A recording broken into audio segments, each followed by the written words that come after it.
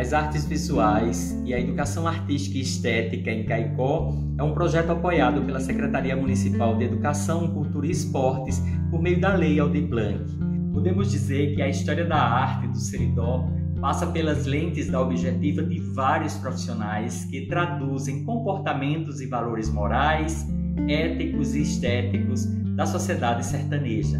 A pesquisadora Maria Eugênia Dantas, em trabalho publicado em 2005, elenca nome de fotógrafos da região como José Ezelino, Tomás Alberto Dantas e Enoque Pereira das Neves. Todos esses profissionais fizeram da arte de fotografar o seu ofício. No vídeo de hoje, vamos falar sobre José Ezelino da Costa, um fotógrafo que nasceu em 1889 e viveu até 1953. Ele nasceu no sítio Umbuzeiro, aqui no município de Caicó, e seu pai era desconhecido. Já sua mãe era Bertoleza Maria da Conceição, uma mulher que carregou na pele a marca perversa da escravidão. Desde cedo precisou lidar com a agricultura, mas seu interesse mesmo era pelas artes. Sua sensibilidade contribuía para o cultivo de hábitos que mais tarde lhes garantiu o direito de transitar entre as altas rodas da sociedade local. Na década de 1920, Ezelino montou um estúdio fotográfico profissional aqui em Caicó, num casarão situado à rua Coronel Manuel Vale, vizinho ao prédio onde hoje se situa a Casa do Artesão, em Caicó. Ezelino realizou um trabalho singular e, pela importante contribuição dada à arte do Seridó no campo da fotografia, na primeira metade do século XX foi reconhecido. Sua produção vem sendo estudada tanto em âmbito universitário quanto no contexto escolar. Na obra Caminhos da Arte, Ângela Almeida enuncia que as fotografias do mestre caicoense têm a fórmula do retrato pensado, milimetricamente composto, equilibrado, um olhar particularmente sensível, estético, elegante.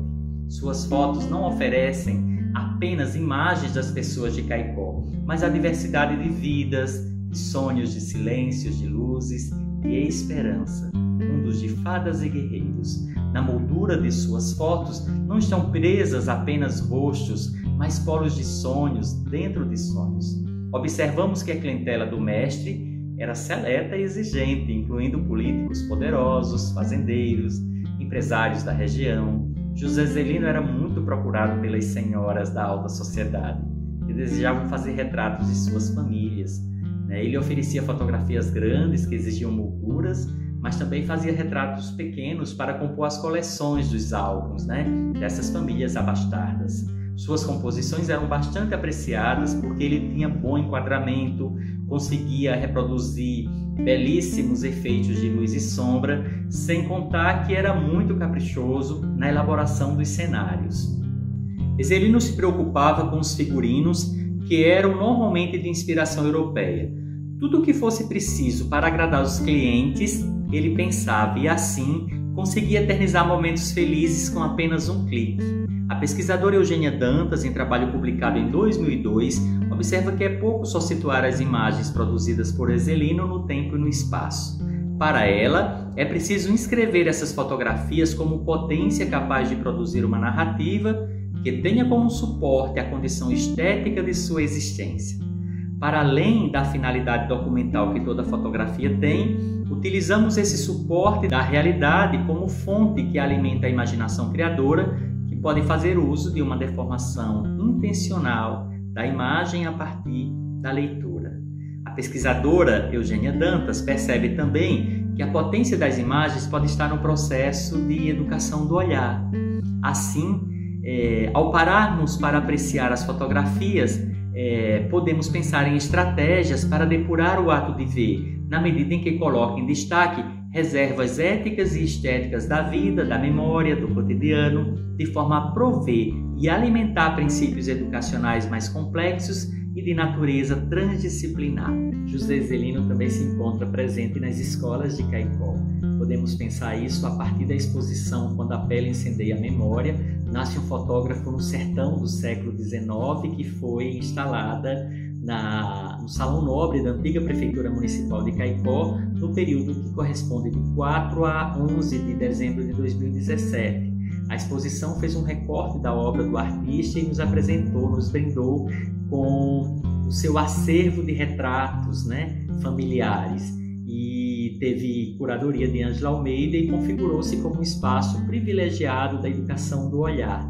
Então, a gente traz uma citação de Ana May Barbosa quando ela diz que não é possível uma educação intelectual, formal ou informal, de elite ou popular sem arte, porque é impossível o desenvolvimento integral da inteligência sem o desenvolvimento do pensamento divergente, do pensamento visual e do conhecimento presentacional que caracteriza a arte. Na compreensão de Ana May Barbosa, uma sociedade só é artisticamente desenvolvida quando, ao lado de uma produção artística de alta qualidade, há também uma alta capacidade de entendimento dessa produção pelo público. Nesse sentido é que Ana May destaca o papel da escola, o papel do professor de artes, do ensino de artes, né? Porque ela vai justamente no sentido da formação humana e cidadã dos estudantes, da formação da sensibilidade, né?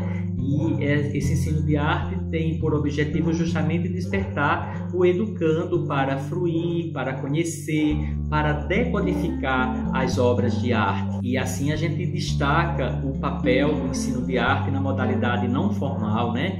Que nesse caso ficou a cargo de André Vicente Silva e Joana Dark Sena, né? Profissionais que ficaram responsáveis pela mediação. A importância do mediador de uma exposição de arte se liga à necessidade do desenvolvimento desse conhecimento presentacional, né, na educação artística e estética. É justamente este saber presentacional que contribui para uma educação que potencializa a criação humana por meio de processos que envolvem tanto a percepção quanto a imaginação. Portanto, uma educação que se diz humanizadora. Como podemos trabalhar com José Zelino nas escolas, né? Olhando ele pelo viés educacional, podemos destacar um projeto de extensão coordenado pelo professor Abraão Sanderson, do curso de História aqui da UFRN, intitulado Extroversão das Coleções Fotográficas em Arte Santeira do Museu do Seridó em escolas na cidade de Caicó. O objetivo do projeto é propor ações educativas nas escolas a partir de materiais didáticos referentes ao acervo do museu. Assim chegam às escolas dessa cidade peças originais do acervo do museu, né? E isso oportuniza tanto a nós, educadores, quanto aos estudantes a apreciação estética desses objetos. Foi por meio dessa iniciativa que pudemos aprofundar os estudos sobre educação patrimonial, né, e passar isso para os nossos educandos, né? Tivemos contato com imagens sacras produzidas pelos santeiros da região e com algumas fotografias de Zelino que pertencem às coleções do Museu do Seridó. Essa ação do projeto de extensão reforçou um trabalho que a gente já vinha realizando dentro da escola, né, relacionado à vida e à obra de Zelino, né?